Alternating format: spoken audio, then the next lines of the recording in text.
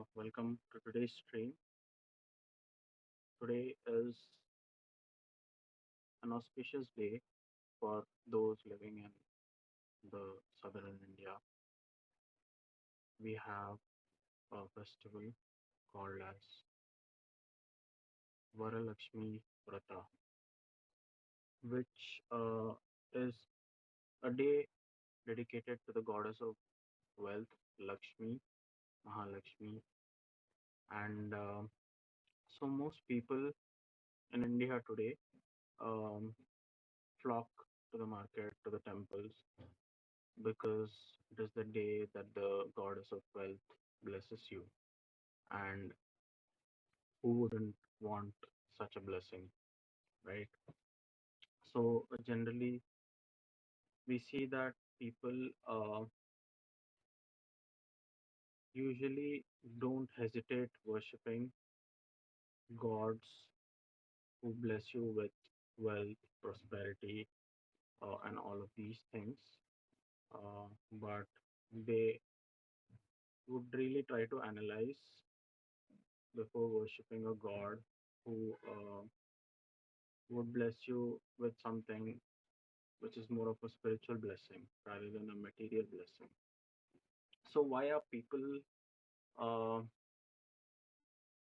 hesitant towards spirituality or spiritual upliftment, spiritual awakening, spiritual progress, but they love material abundance, material prosperity, material fulfillment of material desires? Why this divide between what we call as the material and the spiritual? Is this divide something that has appeared in the mind and does not exist in reality, or is matter and spirit forever separate, and that to attain one you have to give up on the other? So that is what our topic for today is, which is the spiritual state of enlightened living. Is it against materialism, or is it an extreme form of spiritual realization that forces you to abandon everything and surrender mindlessly to it? So let us take a look at what we call in today's term to somebody as a goat, or the greatest of all times. Now, if you look at soccer or football, um, you obviously know that we have many goats over the ages, and we have the greatest uh, football player of our generation, which could be Messi or Ronaldo, depending on who you support. But why do we call these people as goats? What is so great about them?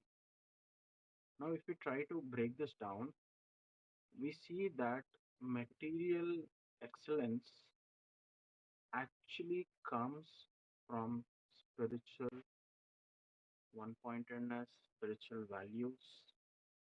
Uh, because if you see Messi or Ronaldo, both of them have immense amount of discipline when it comes to their craft. Uh, they do not compromise on anything. Uh, for for what I know, both Messi and Ronaldo have a very strict diet, a very strict routine where they have to work out every day. They have to, uh, polish their skill, work on it all day, stay away from all the junk and all the partying that most of us are into. to be the greatest. And it's not just the external show that they put on, but also their inner determination and one pointed focus towards achieving their goal. So you see that only when one is able to reach a state where one becomes aware of the field or the game, and one is able to absolutely focus on the moment with the awareness of what one is and what one needs to do, then material excellence is bound to manifest. There is no other way, no other shortcut which can sustain material excellence as well as a spiritual process or a spiritual path. Even if you look at something such as science, where we have a great mathematician from India who excelled and broke past every other colleague of his only because of spiritual realization. When he was asked, "What is the source of your knowledge?" he said, is in a very innocent way, that whatever my deity reveals to me, I just repeat it. So you see that consciousness, in fact, is a form of intelligence, a very higher intelligence than our intellect, which gives us absolute one pointed focus, because the mind is no longer scattered with various thoughts or emotions. So we are in the present moment, holding on to that focus of who we are and what needs to be done. This is what a spiritual path is all about. But in order to develop this focus, one has to build the habit of giving attention to one thing exclusive of everything else. So that means every day you need to spend time. Sorry, every day you need to spend time focusing on one idea, whether it is your Ishta Devata, your favorite god, or it can be a abstract principle such as consciousness or energy. It can even be on an idea about what God is, what his attributes are, or it can be complete emptiness where there is no objective thought that exists. And through this, we learn to build our focus, which only grows strong, just like the muscles grow strong as you keep using them. So, this focus, which is now amplified, can be directed on anything else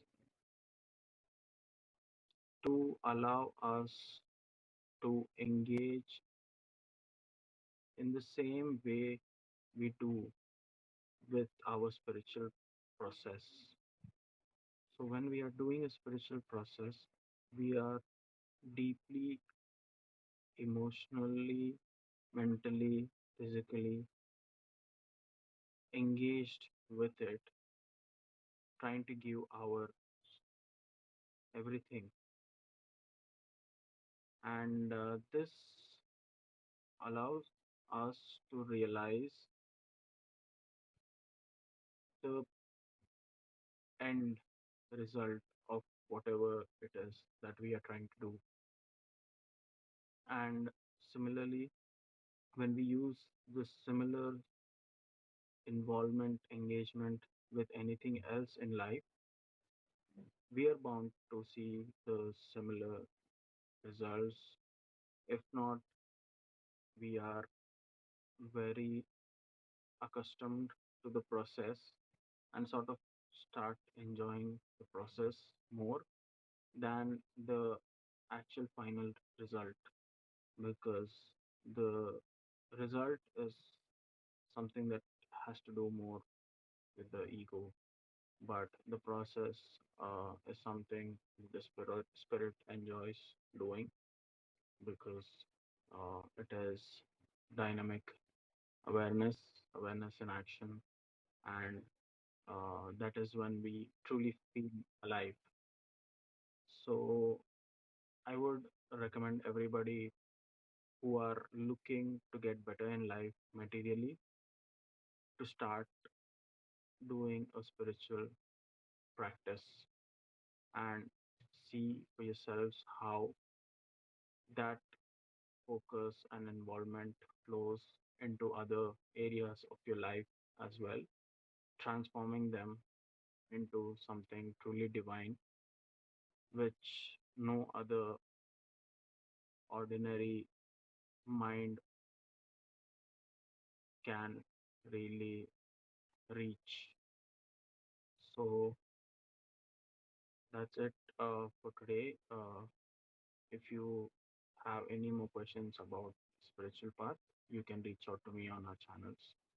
Hamsa Shiva Soham.